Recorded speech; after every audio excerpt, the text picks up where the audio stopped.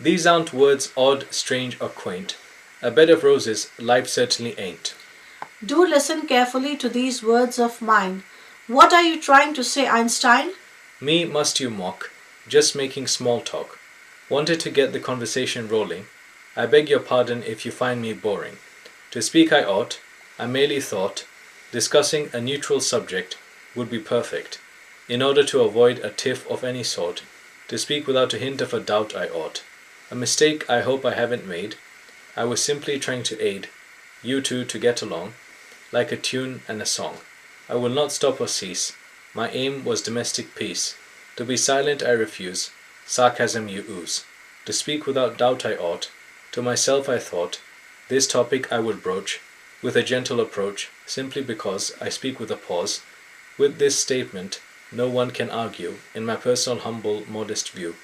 Of joy and sorrow, life is a mixed bag. This conversation has now begun to drag. Thank you, son, my baby, my chum. It was a it was a, it was a thought nice and very wise.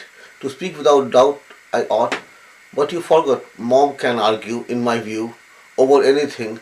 Her praises I do not sing. Allow me please to have my say.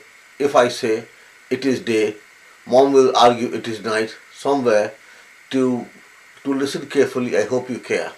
I speak without a hint of delight. Mom loves a good fight. Allow me please to say that a disagreement is not a spat. I speak without the slightest hint of glee. If all the time we were to agree, life would be dull. Over this I mull. Not only that, permit me to add, this sort of attitude, I won't be mute, allows us to see I speak with glee of an argument, sides both. Partiality I loathe.